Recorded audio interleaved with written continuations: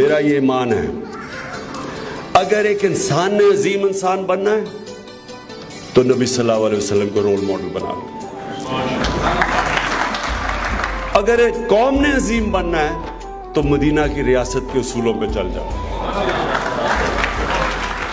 جب وہ مشن کی طرف نکلے ہر قسم کی مشکلات کا سامنا کرنا پڑا, طنز کیا گیا, مذاق اڑایا گیا, دشمنوں نے کیا نہیں کیا, لیکن جو ان کی زندگی, کیونکہ قرآن میں اللہ ہمیں کہتا ہے ان کی زندگی سے سیکھو, تو ان کی زندگی سے ہم یہ سیکھتے ہیں کہ جب ایک انسان ایک مشن کی طرف جاتا ہے سب سے پہلے تو اس کی مشن اپنی ذات سے نکل کے ہوتی ہے. یہ پیسہ بنانا مشن نہیں ہے, پیسے سے انسانوں کی زندگی بہتر کرنا مشن ہے. جب ان کی فوجوں نے فتح کر لیا سارا عرب, وہ انہوں نے اپنے اسی گھر میں رہے, مسجد نبوی میں, محلات نہیں بنائے. جب وہ جا رہے تھے دنیا سے کوئی جائیدادیں نہیں چھوڑی اپنی, کوئی پیسہ نہیں بنایا. یہ جو پیسہ بنانا ہے یہ سب سے زیادہ بت پرستی ہے. ہم نے اپنے نبی صلی اللہ علیہ وسلم کی زندگی سے ہمیں یہ پتا ہے کہ وہ اتنے عظیم آدمی تھے. کوئی آج تک جو مائیکل ہارٹ کی بات کرتے ہیں 100 گریٹسٹ مین, ان میں سب سے اوپر وہ ہمیشہ رہیں گے, کیونکہ کسی نے وہ اچیو کیا ہی نہیں جو انہوں نے کیا. لیکن کیا ان کا تو پیسہ بنانا مقصد ہی نہیں تھا, ان کی پاور بھی مقصد نہیں تھا. پاور بھی, پیسہ جو بھی وہ کرتے تھے ایک انسانیت کے لیے تھے. انہوں نے کہا کہ میری بیٹی بھی اگر وہ جرم کرے گی تو اس کو بھی سزا ملے گی. مطلب یہ ہے کہ ان میں رحم بھی تھا اور انصاف بھی کرنا تھا, یعنی کہ جرم کو وہ معاف نہیں کرتے تھے تاکہ معاشرہ اٹھتا تب ہے جب سزا اور جزا ہو معاشرے میں.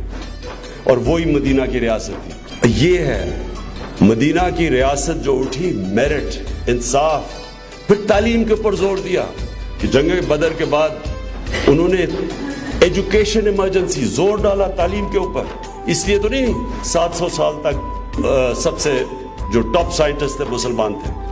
تو میرا یہ ایمان ہے کہ یہ پاکستان اٹھے گا جب انشاءاللہ ہم ان اصولوں کے اوپر اپنے ملک کو لاتے رہیں گے. ان کی زندگی سے سیکھنا, کیا ان کی صفتیں تھی, کس طرح انہوں نے مائنورٹیز, اقلیتوں سے کس طرح وہ ڈیل کیا, باقی مذہبوں سے وہ کیسے ڈیل کیا, غلاموں سے کیسے ڈیل کیا, اپنی خواتین سے کیسے ڈیل کیا. یہ ساری چیزیں, ہر چیز میں انقلاب تھا. اور ان کا جو آخری خطبہ تھا, آج آپ یونائٹڈ نیشنز کا چارٹر پڑھ لیں, اس سے ملتا ہے بالکل. یعنی وہ ہمیشہ کے لیے ان کی باتیں تھیں اور وہ ہمیشہ کے لیے انسانیت کی بہتری کے لیے تھی.